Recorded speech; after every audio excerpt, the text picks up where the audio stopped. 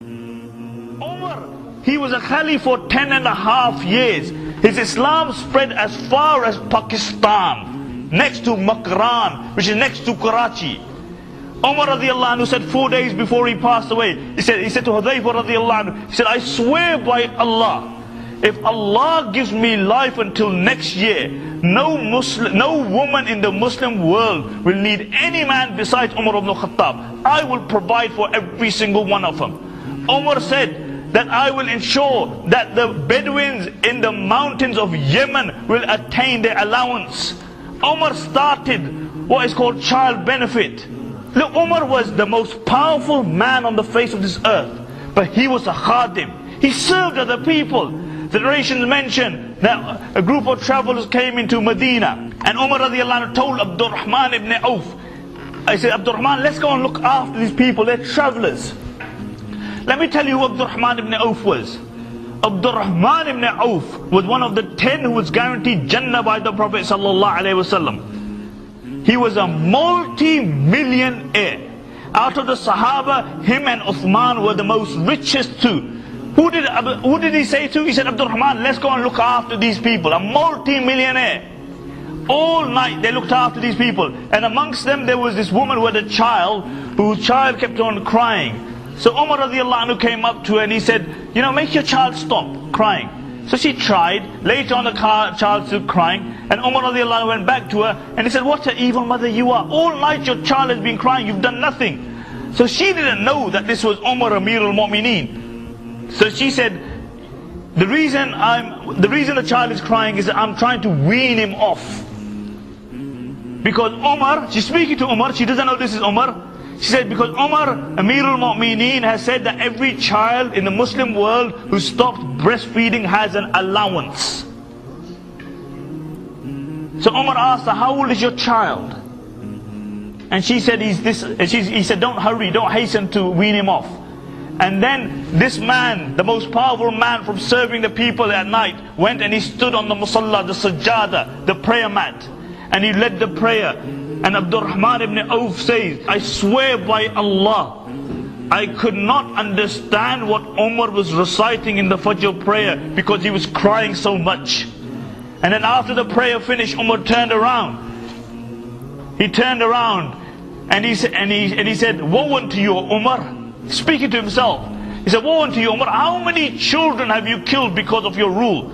And then he made it an allowance for every single child that is born in the Muslim world, that he be given child benefit.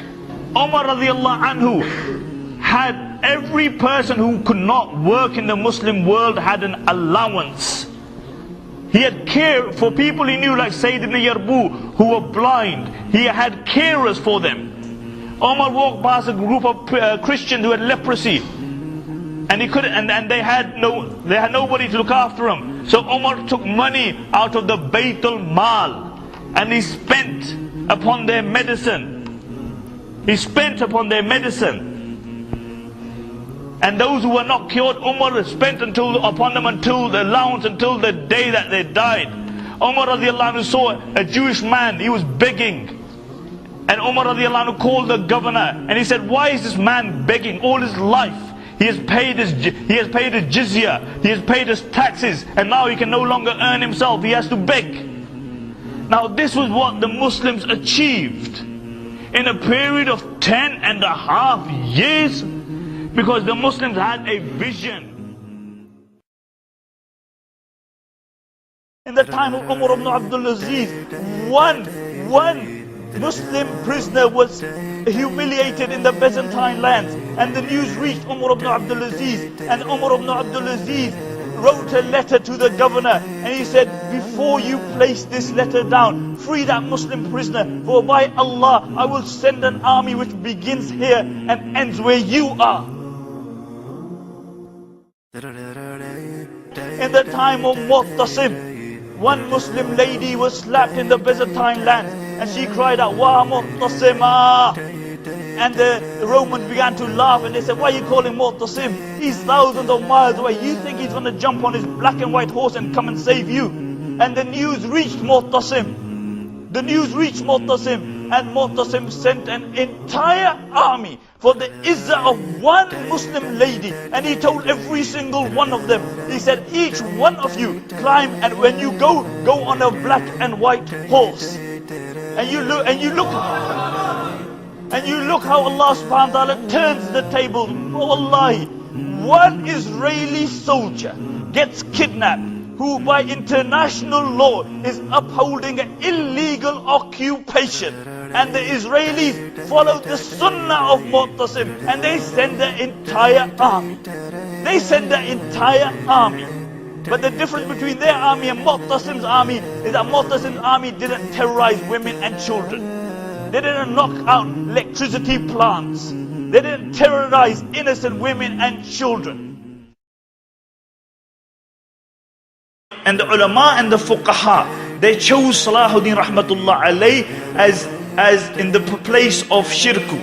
And therefore Salahuddin rahmatullah alayh became the second most powerful man in Egypt. He was only 32 at the time. Same. It is recorded by Jabir radiallahu anhu that the Prophet sallallahu alaihi wasallam never said no to somebody who asked him for something. And the historians mention that Salahuddin rahmatullah alayh never in his life did he turn away a beggar. They mention that never in his life, listen to this, never in his life did he ride a horse, but he had already promised to give it to somebody else. And they mention that Salahuddin rahmatullah alayh would very rarely laugh, smile. And somebody asked him, you're the king of Egypt, Syria, Yemen, Lebanon. You very rarely smile. He had everything. And Salahuddin rahmatullah alayh said, how can I smile? How can I smile? How can food and water taste good to me when Bayt al-Maqdis is in the hands of the Crusaders? I wonder what Salahuddin would say if he was here today. I wonder what he would say about the Muslims and their apathy towards the Holy Lands today. And the astrologers had told Salahuddin, they said, oh Salahuddin, we have seen in the stars that if you try to take Jerusalem, you will lose an eye. And Salahuddin said, you talking about me losing an eye? I swear by Allah, I will take the Holy Lands, even if it means I walk into Jerusalem blind. And then Salahuddin rahmatullah walked up to Reginald, and he reminded him of his transgressions, and he reminded him of what he said about the Prophet sallallahu alaihi wasallam. And Reginald said that this is what kings have always been doing. And Salahuddin offered him Islam, and he refused. And then Salahuddin said, do you know who I am? He said, I am the representative of the Prophet sallallahu alaihi wasallam, and I on this world take revenge on behalf of the Prophet sallallahu alaihi wasallam. That when Salahuddin came into Jerusalem, he showed the Christians the meaning of compassion. The Muslim king showed the Christian the meaning of compassion. And Imam Zahabi rahmatullah alayhi says something profound here. He says this was the greatest victory for the Muslims since in Sham, since Khalid bin Walid defeated the Romans at the Battle of Yarmouk.